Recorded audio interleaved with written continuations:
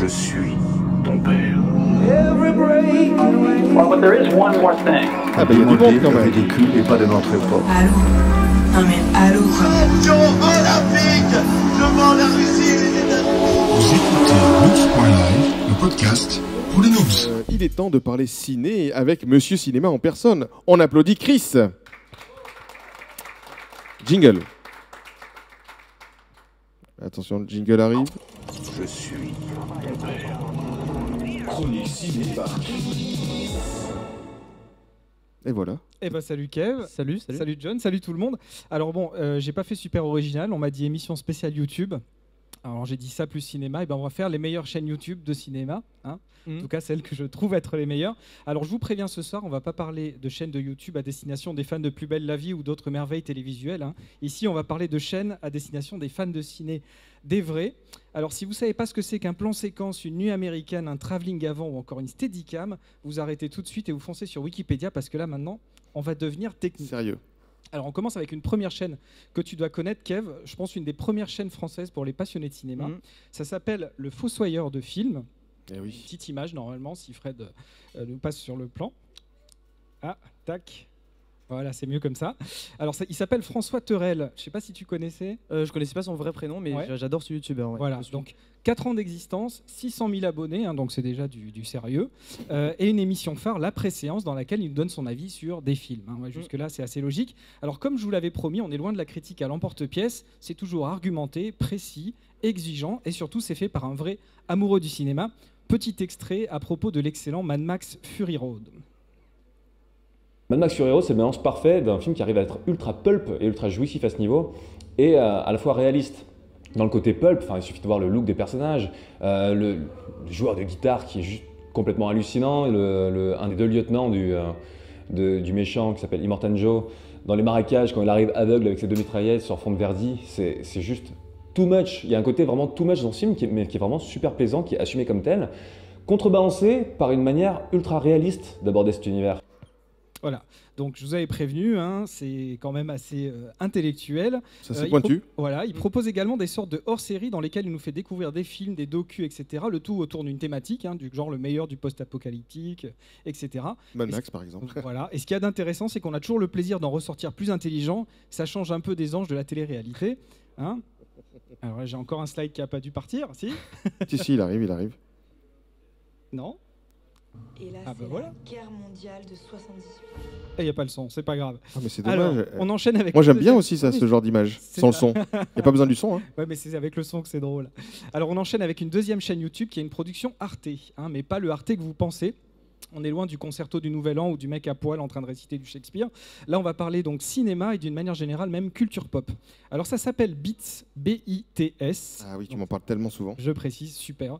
Et cette fois, c'est sous la forme d'une émission qui sort tous les mercredis. Alors, je sais pas si tu connaissais celle-là. Non, celle-là je la C'est connaissais un peu pas. plus non. confidentiel, hein, 27 000 abonnés, et pourtant c'est très très très qualitatif. Alors à l'origine du projet, on retrouve un certain Rafik Djoumi, un ancien chroniqueur du journal culte Mad Movies, fan et surtout expert en culture geek, qui s'est entouré d'une équipe à son image. Beats, ça aborde depuis 4 saisons des thèmes aussi variés que le monomythe, les body snatchers, le post-apo, le poop art ou encore les jeux de rôle, tu vois, c'est super vaste. Tout ça sous la forme d'une émission de 10 à 15 minutes où on a de la voix off, des images d'archives et des interviews autour d'un thème à chaque fois. Là encore, on ne prend pas le spectateur pour un con, on lui apporte à chaque fois du fond, de la réflexion, et tout ça autour de films, de jeux vidéo ou d'autres tendances dont franchement on aurait pu passer à côté, parce que vraiment c'est hyper profond. On s'envoie là aussi un petit extrait à propos du monomythe justement.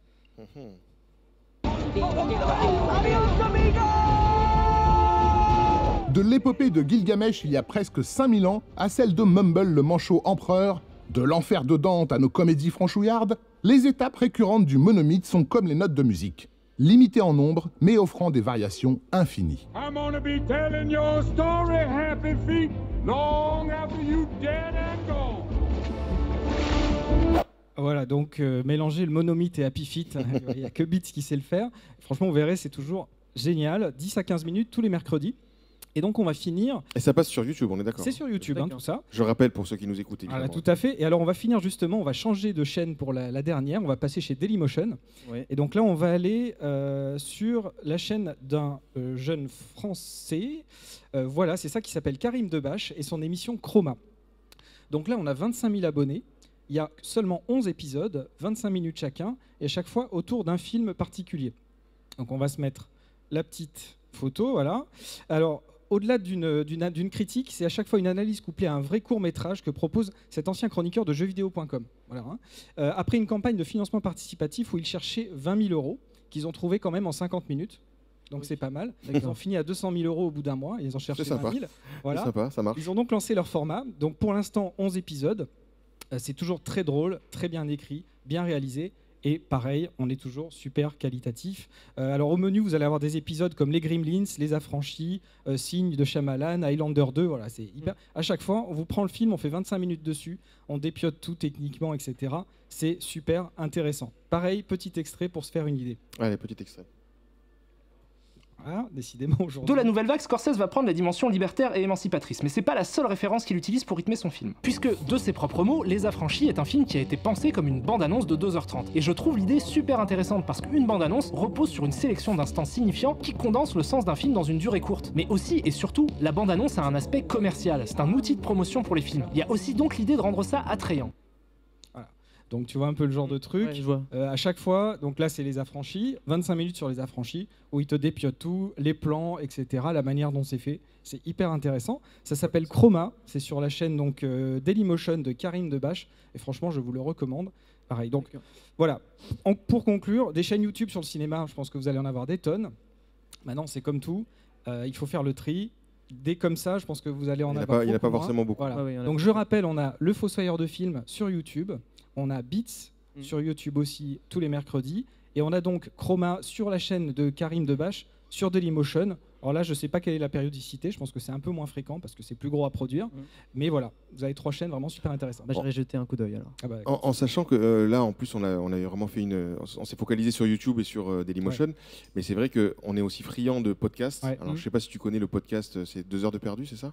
Ah oui, ça sur le cinéma, ouais. Sur le cinéma, 2 heures de perdu, si tu as l'occasion d'écouter ça. D'accord. C'est à tomber par terre. Donc, il dépiote le film de façon chronologique. Donc, c'est un podcast audio uniquement. Ouais. Mais il dépiote chronologiquement le film. Donc, vraiment, première scène, et ils expliquent mais pourquoi il a fait ça. C'est très marrant, ils rigolent tout le temps. C'est vraiment super intéressant. Ouais. Et les films, c'est pas que des films récents. Donc, c'est vraiment super. Voilà. Un paquet de pépites à trouver. On applaudit Chris.